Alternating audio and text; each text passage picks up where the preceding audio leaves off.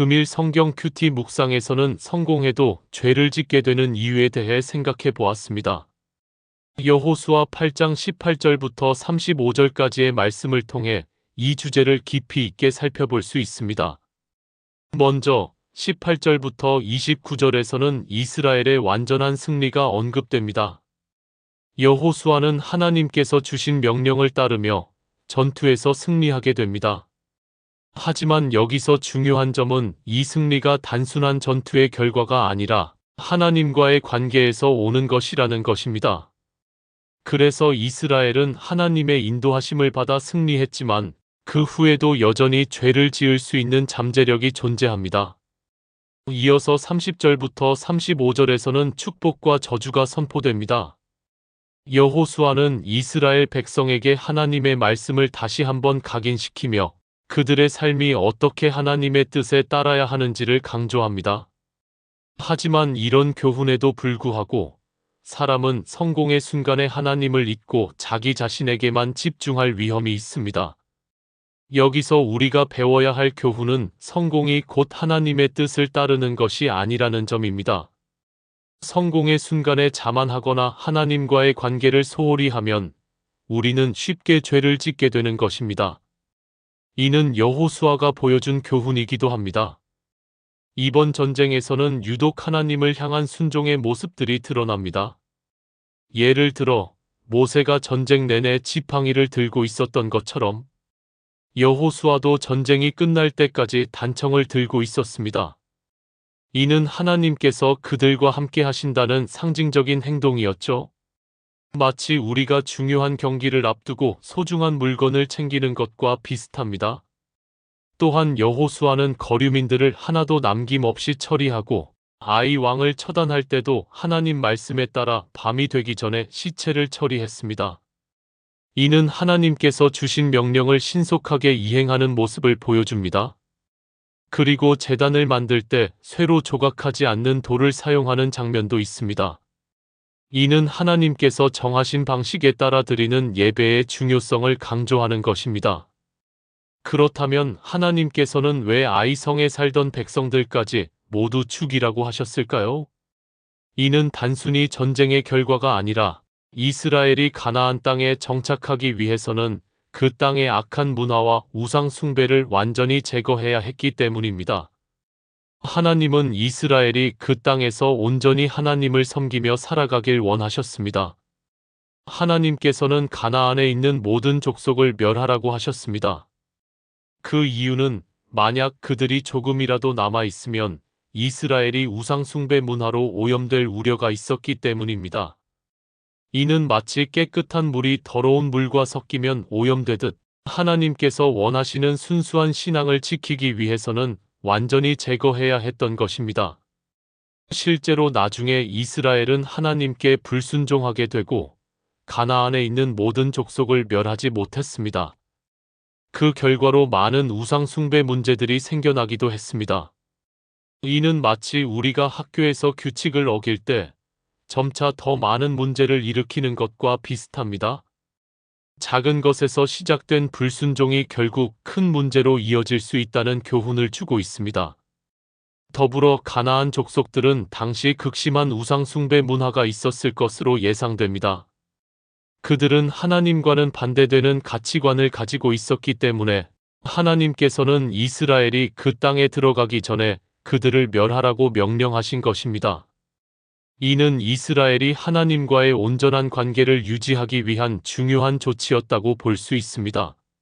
아이 왕의 시체를 밤이 되기 전에 처리한 것은 이스라엘 영토가 부정해지지 않게 하기 위함입니다.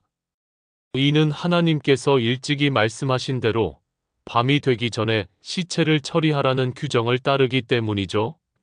마치 우리도 중요한 약속이나 일을 할 때 기한 내에 마무리해야 하는 것과 같습니다. 그렇게 해야만 상황이 더 복잡해지지 않기 때문이죠.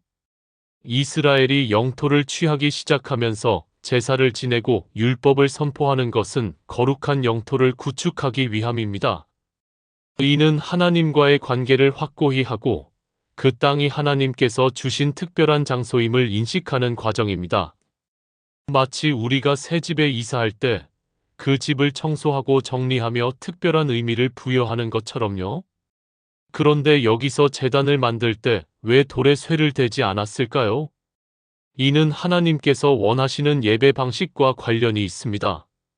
하나님은 자연 그대로의 돌로 제단을 만들기를 원하셨고, 이는 인간의 손으로 다듬지 않은 순수한 상태를 강조하는 것입니다. 이는 우리가 하나님께 드리는 예배가 순수하고 진실해야 한다는 메시지를 담고 있습니다. 하나님은 일찍이 어떤 형상도 만들지 말라고 하셨습니다. 그 이유는 시각적 유혹에 약한 인간이 형상에 현혹되어 우상숭배에 빠지기 쉽기 때문입니다. 이건 마치 우리가 좋아하는 음식이 눈앞에 있을 때 그 유혹에 쉽게 넘어가는 것과 비슷합니다. 그래서 하나님은 그런 유혹을 미리 차단하시려는 의도가 있었던 것입니다. 만약 제단을 만들 때 조각을 하게 된다면 사람들은 조금이라도 멋지고 아름다운 형상을 만들려는 유혹에 빠지게 됩니다. 이런 유혹들은 나중에 우상숭배로 이어질 수 있습니다. 이는 금송아지의 원리와 유사합니다. 금송아지는 원래 하나님이 타고 다니는 형상으로 만들어졌지만 이스라엘이 만든 금송아지는 그 위에 신이 없었습니다. 왜냐하면 하나님은 보이는 존재가 아니기 때문입니다. 이처럼 보이는 형상을 만들면 하나님을 제대로 이해하지 못하게 되고 결국은 잘못된 신앙으로 이어질 수 있다는 점을 기억해야 합니다. 설령 하나님을 표현하는 금송아지라고 해도 엄연히 우상숭배가 됩니다. 그 이유는 결국 나중에 사람들은 눈에 보이는 금송아지에 현혹될 것이기 때문입니다. 이는 마치 우리가 좋아하는 연예인의 사진을 붙여놓고 그 사람처럼 되기를 바랄 때 점점 그 사람의 모습만을 따르게 되는 것과 같습니다. 또한 금송아지를 타고 다니는 의미 자체가 창조주 하나님의 권위를 모욕하는 행동이 될 수 있습니다. 하나님은 우리가 상상할 수 없는 위대한 존재이기 때문에 그분을 이렇게 단순한 형상으로 제한하는 것은 잘못된 것입니다. 이어서 여호수아는 생전의 모세 명령대로 하나님의 말씀을 선포했습니다. 이는 이스라엘의 승리가 온전히 하나님의 역사임을 상기시키기 위한 것이죠. 여호수아는 이로써 하나님께서 함께 하신다는 사실을 다시 한번 강조하고 이스라엘 백성에게 믿음을 심어주고자 했습니다. 더불어 앞으로도 하나님 말씀을 받들어 살고자 하는 다짐이기도 합니다. 이는 우리에게도 중요한 교훈을 줍니다. 믿음의 길을 가는 데 있어 항상 하나님의 말씀을 중심에 두고 살아가야 한다는 것입니다. 여호수아는 하나부터 10까지 하나님께 순종하는 모습을 보여줍니다. 이처럼 우리도 하나님께 순종하는 모습을 보여야 합니다. 특히 세속적인 일에서 성공하고 성과를 만들어낼 때 더욱 하나님의 말씀에 순종해야 합니다. 이는 마치 우리가 좋은 성적을 받았을 때 그 성적에 자만하지 않고 겸손하게 감사하는 것과 같은 원리입니다. 왜냐하면 자기 능력으로 인한 것으로 생각하게 되면 교만에 빠지기 쉽기 때문입니다. 여호수아는 이를 더욱 잘 알고 있었기에 하나님 말씀에 순종하여 제사를 드리고 율법을 선포하는 데 신중했습니다. 그는 하나님과의 관계를 소중히 여기며 성공의 순간에도 하나님을 잊지 않으려 했던 것입니다. 승리와 성공을 경험할 때 우리는 즐겁고 기쁠 것입니다. 하지만 이 기쁨을 거룩하게 하나님께 영광을 돌려야 합니다. 이 기쁨에 심취하는 것도 하나님 앞에 죄가 될 수 있기 때문입니다.